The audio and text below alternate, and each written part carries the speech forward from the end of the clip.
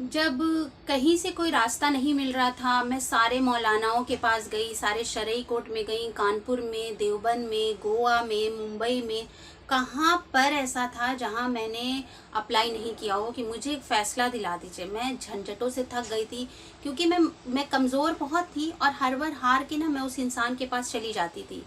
मगर जब मुझे एहसास हुआ कि ये इंसान मेरे और मेरे बच्चों का मुस्तकबिल सिर्फ बर्बाद करेगा, मार पीट गाली गलौज के अलावा मेरे बच्चे कुछ नहीं सीखेंगे।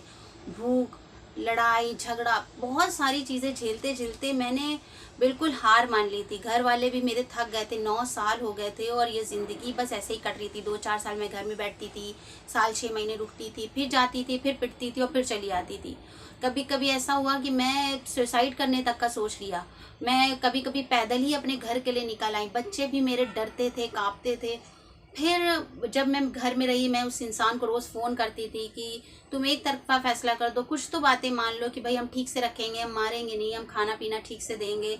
और हम मुझे लगता था ना कि मैं अगर इंसान 2,000 रुपये भी महीना कमाता तो मैं ज़िंदगी बिता सकती हूँ।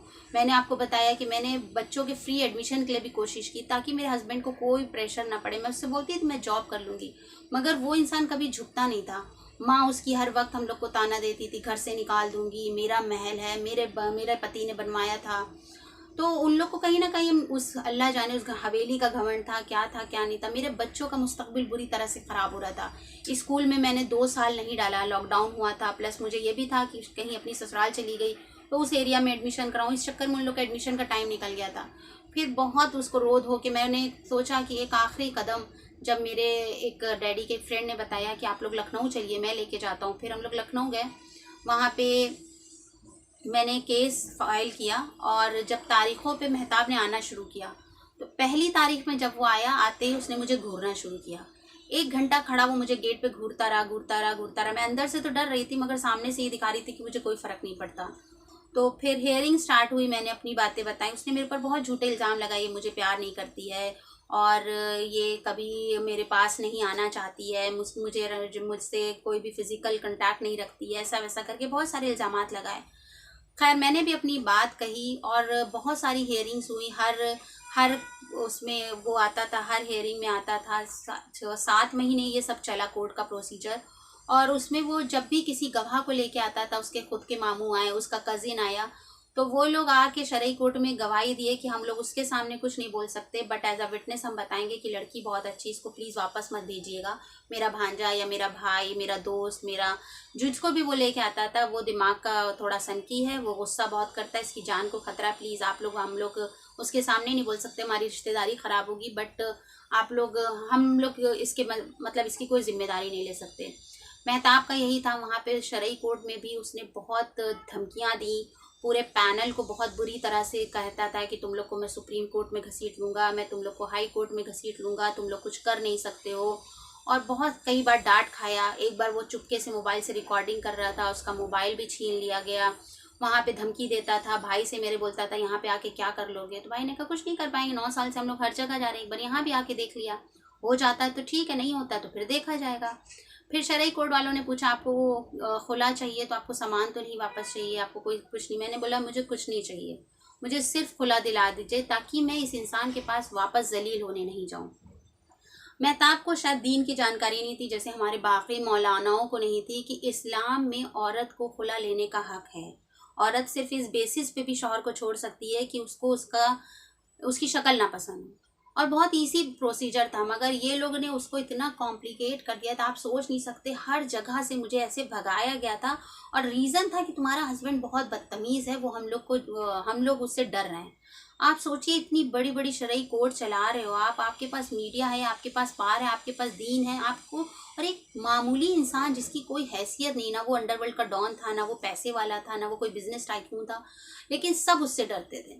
और बाकायदा उन्होंने आके गवाही दी। जब शरई कोर्ट, कानपुर के शरई कोर्ट के जजेस को बुलाया गया, उन्होंने गवाही दी कि हम लोग डर गए थे, आप लोग लखनऊ से फैसला दे दीजिए, हम लोग डर गए थे। फिर बहुत सारी प्रोसीडिंग्स होती रही। एक बार मेहताब किसी ह्यूमन राइट्स की लॉयर को लेके आया, वो मेरे को समझाने लगी घर मत बर्बाद करो, ऐसा मत करो। मैंने उसको जब सारी बातें बताई, वो भी मेरे से अकेले में आके बोली कि जाना नहीं, मैं इससे 2 3 बार मिली हूँ, ये आदमी पागल है।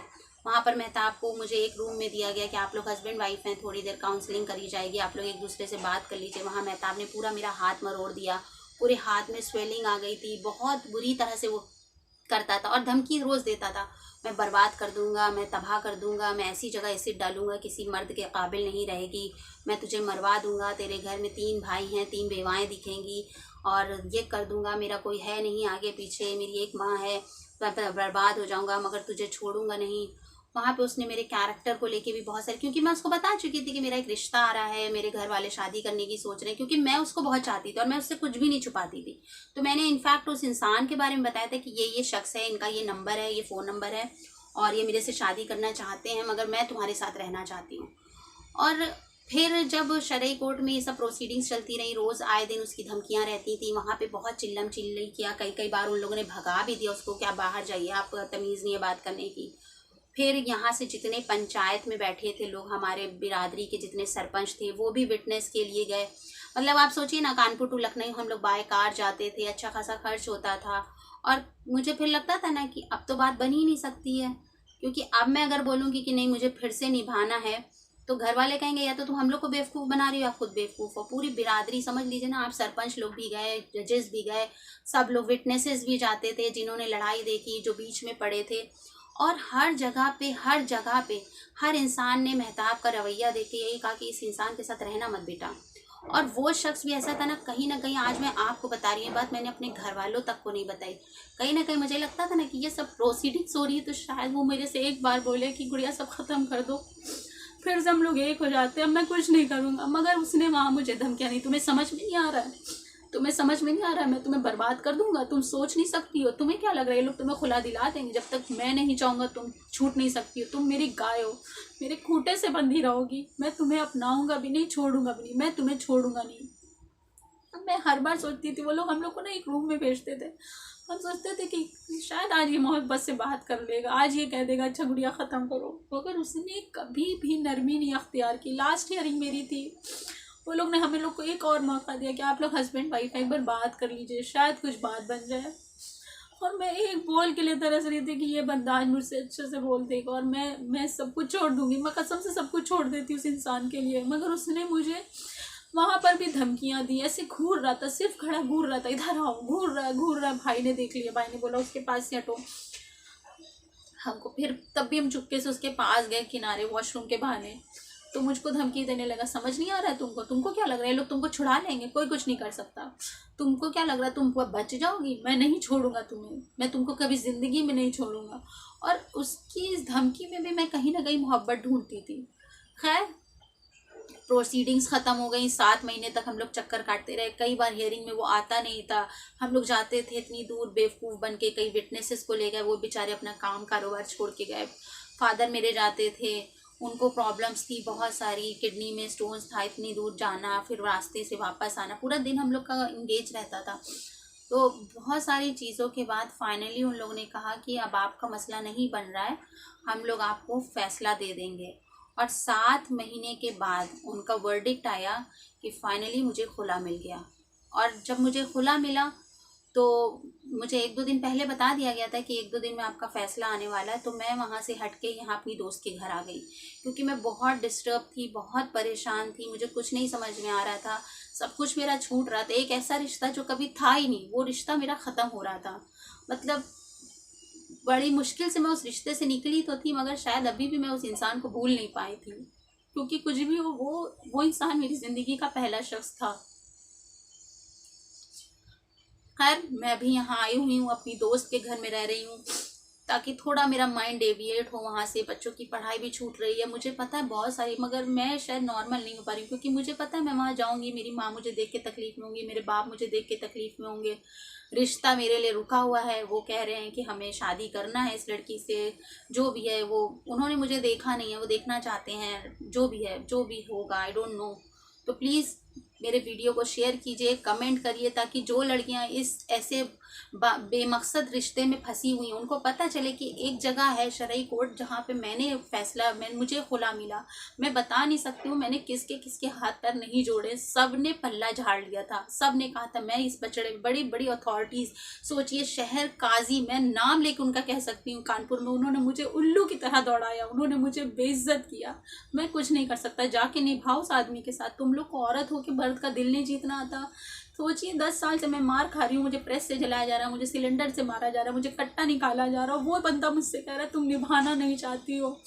कुछ नहीं दीन की जानकारी ये लोग को, ये लोग सिर्फ अपना बनता देखते हैं। और मैं खुल के कह रही हूँ, मैं आज यूट्यूब पे ये बात इसलिए बोल रही हूँ ताकि लोगों को पता चले कि ये लोग हम लोग को कितना गुमराह करते हैं। इन लोग ने इस्लाम को, जो असली इस्लाम था, छुपा के रखा है, मर्दों के लिए इस्लाम बना दिया है। नहीं, बिल्कुल नहीं, इस्लाम में कहीं पे भी औरतों को कहीं पे भी नीचा नहीं दिखाया गया है, कहीं पे भी औरतों का हक नहीं मारा गया है। और ये बात मुझे शरई कोर्ट में जब खुला मिला तब पता चली कि हम लोग का भी कुछ हक है, हमारी भी कुछ ज़िंदगी है। और कोई भी औरत खुला खुला ऐसे ही नहीं लेती, वो बिल्कुल थक जाती है, बिल्कुल हार जाती है हालातों से, परेशानियों से। और बहुत मुश्किल होता है किसी का 10 साल बाद इस रिश्ते से निकलना। मैंने 10 महीने में या 10 घंटे में खुला नहीं लिया था, मैंने 2 बच्चे पैदा किए थे उस इंसान के साथ। और मैं फिर कहूँगी प्लीज़ मेरी इस वीडियो को शेयर कीजिए, मुझे कमेंट में बताइए कि क्या मेरा ये फैसला गलत, अगर आप लोग मेरे साथ हैं, क्योंकि मैं ये सब बातें कहीं नहीं कह सकती, मैं अपने घर वालों के सामने नहीं रो सकती, मैं किसी से अपनी चीज़ें शेयर नहीं कर सकती। कहीं ना कहीं एक प्लेटफॉर्म है जहाँ पे मैं आपसे अपनी हर बात कर रही हूँ। तो प्लीज़ मेरा साथ दीजिए, मेरे इस वीडियो को उन लोगों तक पहुँचाइए जो लड़कियाँ बेबस हैं, जिनको कहीं से कोई इंसाफ नहीं मिल रहा, वो जालिमों के साथ सिर्फ इस डर से जी रही हैं कि ये मैं इनसे छुटकारा कैसे पाऊँ। उनकी फैमिली नहीं सपोर्ट करे। प्लीज़ अपनी बच्चियों को सपोर्ट कीजिए, क्योंकि ज़िंदगी एक बार मिलती है। आप इस तरह से उसकी बच्ची की या बहन की, या जैसे मेरे घर वालों ने मेरा साथ दिया, प्लीज़ आप अपनी बेटियों की, अपनी बहनों का साथ दीजिए, ताकि वो घुट घुट के ना मरें। ठीक है उनका तलाक होगा, मैं मानती हूँ बहुत मुश्किलें होगी, मेरे साथ तो 2 बच्चे, मुझे पता है बहुत सारी परेशानियाँ आएंगी, मगर फिर भी हम सब सर्वाइव कर लेंगे। जो इंसान पति की मार खा के जी सकता है, जो इंसान 2 रोटी के लिए इतनी जिल्लत सह सकता है, क्या वो 2 रोटी के लिए मेहनत नहीं कर सकता। प्लीज़ प्लीज़ इस वीडियो को शेयर कीजिएगा, और प्लीज़ मुझे कमेंट करके बताइएगा कि मैंने ये फैसला सही लिया कि गलत लिया। फिर वीडियो में मिलती हूँ, अपने बच्चों को आपसे इंट्रोड्यूस कराऊंगी, मैं क्या झेल रही हूँ, इंशाल्लाह मैं सब कुछ आपके साथ शेयर करूँगी। प्लीज़ मेरे चैनल को देखते रहिए और प्लीज़ मुझे सपोर्ट कीजिए।